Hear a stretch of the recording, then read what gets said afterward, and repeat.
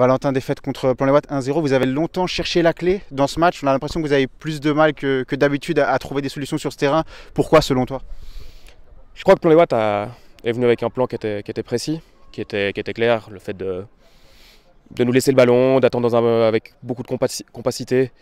Le fait de vouloir repartir vite en transition. Et nous, ça ne nous met pas totalement dans un confort. Donc on est obligé de trouver des solutions avec le ballon. On est obligé d'avoir des idées qui sont pas faciles à avoir dans ces contextes-là, surtout sur un terrain comme celui-ci, mais ça on le connaît. Donc voilà, donc il fallait une forme d'abnégation, de plan B, peut-être de plan B, mais ça, je pense il n'y a pas des tonnes de plan B dans ce genre de configuration. C'est plus un meilleur timing, plus de précision dans les passes, plus de rythme qui est donné, plus de changement de rythme dans les courses, dans les appels. Et voilà, donc ça nous a pas très bien convenu. Mais voilà, faut accepter qu'on a toujours eu des progrès à faire sur plein de domaines. C'en est un.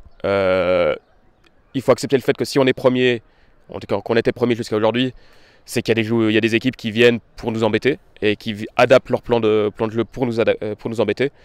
Et c'est une forme de maturité qu'on doit avoir. Dans notre progression, ça passe aussi par là. Il reste 6 matchs derrière. Enfin, il n'y a rien qui est terminé, quoi. Il y a 6 matchs avec un match justement déjà mercredi contre Azzurri qui est aussi de nouveau une confrontation directe. Est-ce que par rapport à ce match d'aujourd'hui où vous avez été plus mis en difficulté que d'habitude, tu vas essayer de regarder, de faire comprendre au groupe ou plutôt de faire la page blanche et direct de reset pour le match de mercredi? Non, moi je pense que c'est le fait qu'il y ait ce match qui arrive très vite, c'est un stimuli aussi. On peut s'appuyer là-dessus pour très vite se remettre dans la bonne direction, pas trop cogiter, pas trop. Ouais, faut pas qu'on fasse trop de drame de ce match-là. Évidemment qu'il va compter, ça on peut pas le nier, mais il faut utiliser le fait qu'il y ait un match dans 4 jours qui sera important aussi pour se remettre dedans, pour trouver d'autres solutions. Moi je m'attends à un match quand même qui soit un peu différent contre Azzurri au Libellule. Donc en ça, je suis pas passablement inquiet. Je pense que l'équipe va réagir, elle est capable de réagir, elle l'a déjà montré. Maintenant, il faut on a un petit peu plus de haut mur que ce qu'on était avant, mais ça fait partie du jeu aussi. Un mot juste sur ta paire d'attaquants, il y avait Daniel qui était, sauf erreur, diminué, donc il est parti du banc. On sent qu'il a manqué. À quel point il a manqué? Pourtant, on avait aussi Alexandro Pogaci qui est rentré en cours de match, Pablo aussi au milieu de terrain. C'est quand même des pièces importantes. À quel point ton équipe a senti, sur un match comme ça équilibré, leur manque, tu sens? Je pense que c'est évident que c'est ces 3 éléments qui sont importants. S'ils sont pas sur le banc, s'ils étaient sur le banc, c'est pour des raisons variables. Le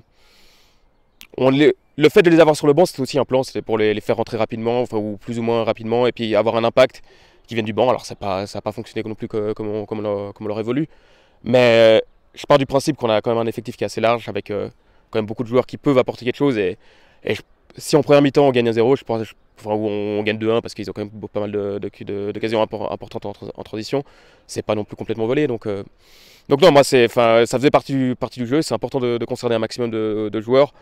Le championnat dure encore 2 mois, donc on peut pas partir avec 11 joueurs et puis espérer qu'il y a tout qui tourne dans le bon sens, quoi.